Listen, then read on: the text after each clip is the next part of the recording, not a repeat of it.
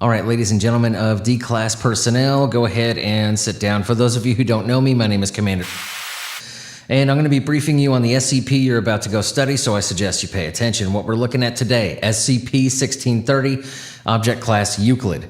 Special Containment Procedures. All instances of SCP-1630 are to be held in humanoid containment chambers located within Site-77. They are to be kept in climate-controlled conditions depending on the individual composition of the instance. No more than 3 instances of SCP-1630 are permitted to be out of their containment areas at one time. In the event of a containment breach, security personnel are permitted to terminate instances before they're able to perform a Delta event.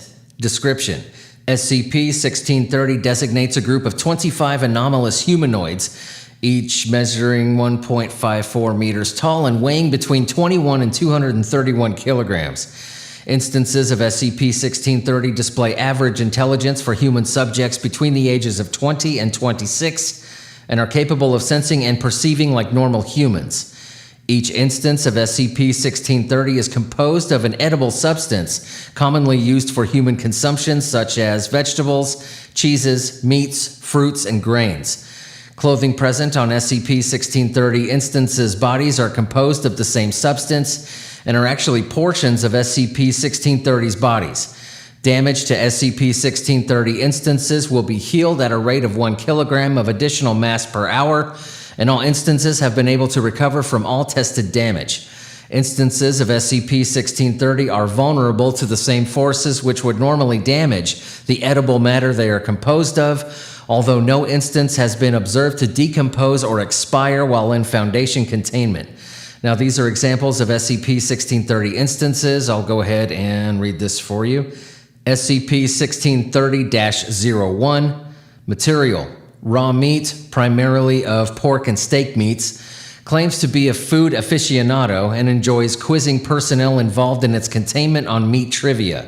Notes: conversations with SCP-1630-01 is permitted to allow ease of containment and to maintain SCP-1630-01's cooperative nature. The next instance is -06. I'll go ahead and save you the SCP-1630 every time to get this shit moving. Material: baked beans which are held together with additional crushed beans filling the space. Notes: an insect infestation has occurred in 06's original containment chamber. It's been moved to a new area and is to be closely monitored in the new chamber to ensure the infestation has not spread. Next instance is -11, Material: butter. Instance is unable to speak due to the interior of its mouth being in a perpetual semi-liquid state, able to communicate via sign language. Notes: personnel fluent in American Sign Language have been assigned to -11's containment area. Next instance is -15, Material: garlic slices, which appear to have the individual strips of garlic wrapped together to make clothing. Notes: unlike other SCP-1630 instances, -15 has no sense of smell. Instance -22, Material: cottage cheese. Instance appears to consume portions of itself throughout the day and admits to enjoying its own taste. Notes: personnel are to monitor SCP-1630-22 to ensure accidental self-termination does not occur. Now, when more than 3 instances of SCP-1630 gather in one area, they will begin to climb on top of one another in a pyramid arrangement. Their exact positions appear to coincide roughly with the location of the food from which they are made, or that of a roughly comparable foodstuff, on the United States Department of Agriculture's food pyramid diagram.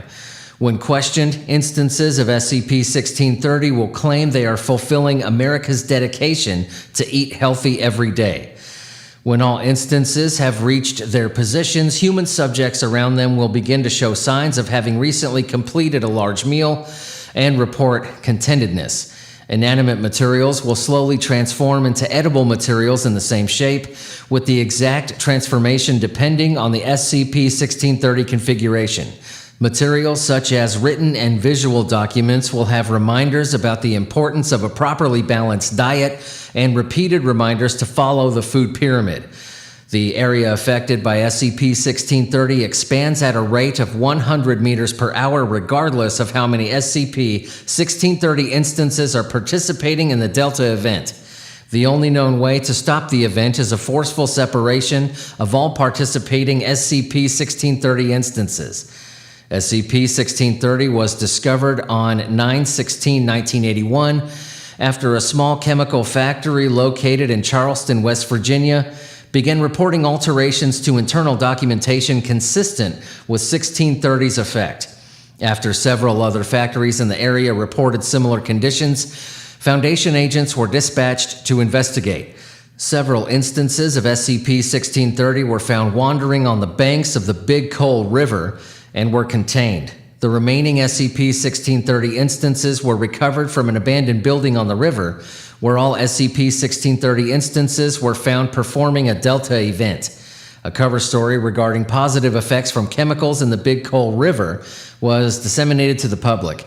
As of 10/3/1981, SCP-1630 has been classified as Euclid. Addendum. On June 2nd, 2010, a new instance of SCP-1630 was contained that appeared to be composed of various sugars, fats, and artificial substances. Classified as -26, it was interred in a normal containment chamber. Following initial containment, -26 was tested by participating in a Delta event performed in a controlled environment. During the event, attending personnel reported nausea and sweet tastes in their mouths. Various documents within Site-77 were replaced with advertisements for various fast food and confectionery corporations. Following the end of the Delta event, -26 was moved off-site and containment procedures have been slated for minor updates. It is notable that the obesity rate within Site-77 has increased 60% since this incident. All right, ladies and gentlemen, that was SCP-1630. Dismissed.